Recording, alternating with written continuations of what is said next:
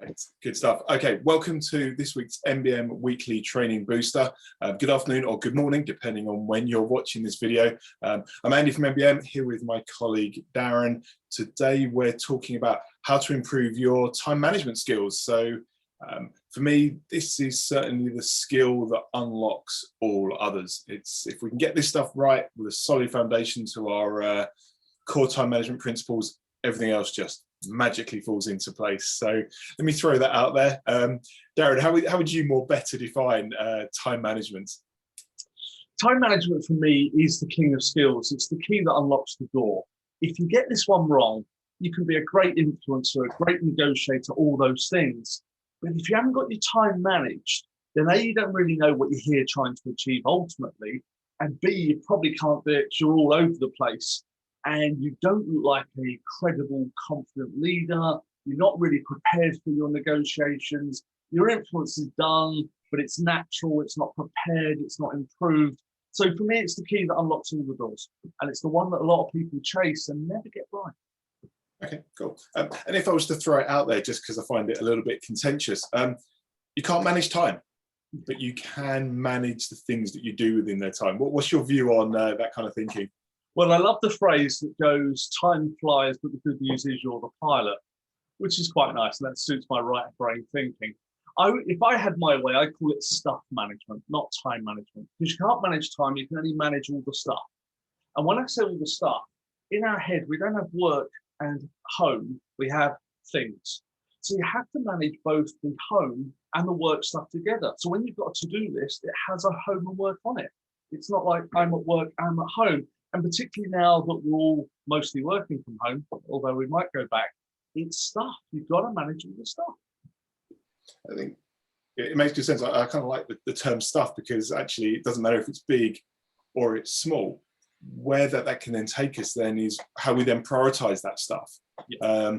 And one of the best things I learned over the years was then how to prioritize the important stuff first, because I think, we've seen it so often.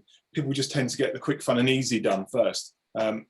If we were to look about how you can improve your time management skills, not you personally, but how people can improve their time management skills, what for you would be that single, simple, but yet powerful suggestion?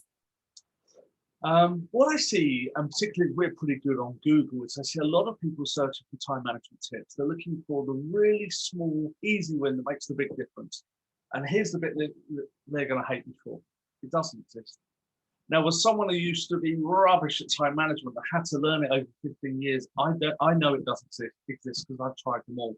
So unfortunately, this stuff is about mindset. And the one I'd like to share with people is eat that frog. So it came from a phrase of, if you do the biggest, horriblest thing first, the frog, then the rest of the day is going to be easy. And as someone who does it, the euphoria of getting that big, horrible thing out of the way first is amazing. Because you see people who think when everyone's gone home or after 6 o'clock, when I stop getting all these emails or all these phone calls, I'll get the big thing done. So this big thing is the bit that's important in our job and takes most of our energy. But when we're absolutely knackered after a 12-hour day, we try and do the biggest thing. So I like that. And I think, conversely from your right brain thinking to my left brain thinking, which is a far more logical and rational and, in my world, normal approach. I think what it does is then allow you to free up brain bandwidth. That it's that space in your head to focus on the minutiae and yet all that other stuff that then comes throughout the day because you've got that big thing done. And why I don't think there's, and as you've said, there's not one silver bullet to improving your time management skills. Getting that stuff done first can be super powerful to then unlock your day and unlock your time. It really does. If you can eat that frog and it's a mindset shift, and remember it takes 21 times to develop the habit, once you do it, it is amazing. Because you'll see people, as you say, doing the quick, fun and easy. I'll just get this done, this email. I'll just talk to Bob. I'll just go to this meeting. And then when I've got all that done, I'll do the big stuff. Actually, the big stuff then comes at 6 o'clock at night when you've just had enough. Yeah. Good. I think something you told me a number of years ago, and it's always resonated with me, was how to manage the time bandits, how to manage those people that come and steal your time. And I think for me, that's both within people that do that. They rock up to your desk, they give you a phone call, they're trying to jump you on a call, they kind of managing their own agenda. But also think it works from an email perspective. And maybe it's that latter part that we are, I guess, shackled to our inboxes at times, can be, for me, one of the single biggest distractions to my day. What's your thoughts? Because I know you've got them, and I also think, you know, we can all probably connect to them. I've always got an opinion. They might like it, they might not. My metaphor for this, I call it the 4-minute badger. So the 4-minute badger is, imagine you're driving and every 4 minutes a badger runs out in front of you. Now, we all know how to drive and we do it really naturally without thinking, but a badger running out, I've got to stop, I've got to think, I've got to swerve, and then I can get back into driving. It's the same with emails and notifications. So we on average receive 121 emails a day. That's 1 every 4 minutes. And what we do is the email notification pops up and I just look there, click, have a look, have a read, not urgent, go back to what I'm doing. But I've got to come out of the task I'm doing, do that and go back in. Now imagine if that was a machine, every 4 minutes the machine went off and did something else for 10 seconds and came back. You take a sledgehammer to that machine. You call it inefficient. Yet that's what we do, the 4-minute badger. So my top tip, turn off your email notifications. Cue hate mail, because they'll tell me why they can't do it. That's okay. You get the hate mail. The good news is you won't see it until you choose to go into your inbox and see it.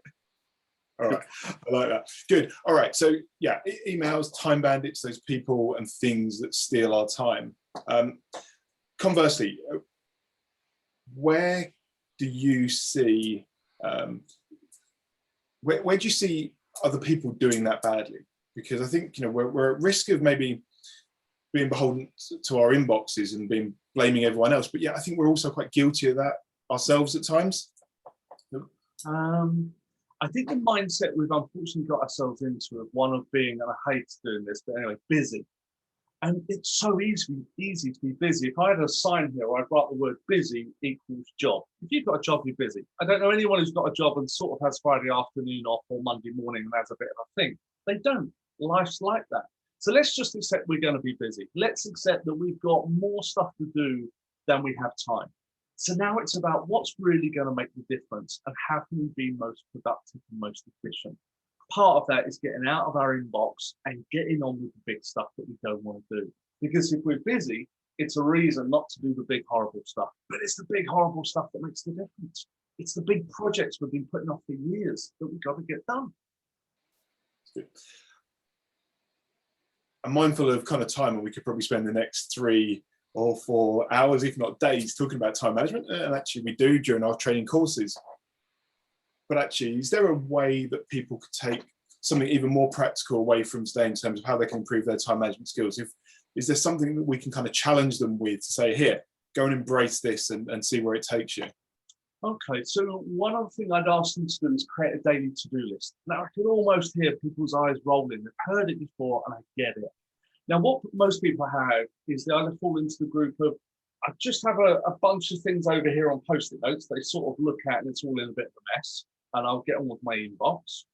Or they have a list, a stream of tasks that are all in a big pile. Or the really effective time managers have a daily to-do list. And I'm talking about an A4 sheet of the stuff I'm going to get done today.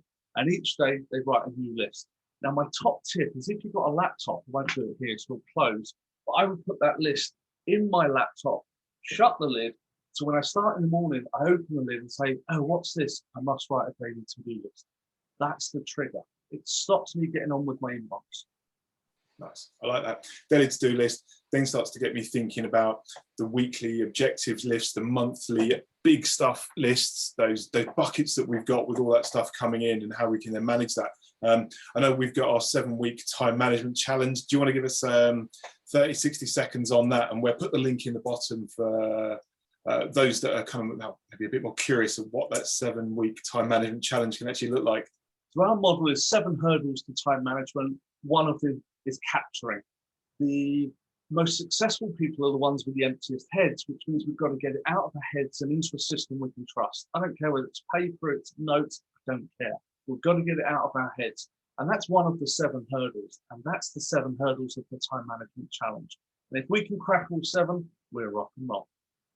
Brilliant. Good stuff. All right, so we'll put that link in the bottom. People can jump on that challenge. It's a free exercise for you to do. A whole bunch of templates, more importantly, a whole bunch of thinking to help that mindset stuff that you've talked about. All right, that's great. Darren, thank you. Any final thoughts or final words of wisdom for the brain likes 3. So I've talked about badgers, I've talked about frogs. Hopefully people are going, yeah, I sort of remember that. I'm going to talk about woolly mammoths. On your to-do list, never write a woolly mammoth, which is a great big task. I'll give you an example at home. Don't ever write move house, but do write phone estate agent. Always make the big task something small, because then the snowball will roll down the hill, and before you know it, the estate agent's calling me, solicitor's calling me, we're moving house. Love it. Excellent. Love that. All right, so we've got frogs, we've got mammoths, we've got badgers. That's probably about as random as a recording as I think we've ever done, and I love it. Brilliant. All right, good stuff. That was our weekly training booster, around about 10 minutes. Thank you for joining us today.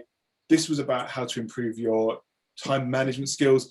Next week, we're going to pick another subject, and actually, if there's one that's particularly interesting to you, drop it in the comments, and we'll look to explore that. So thanks to Darren.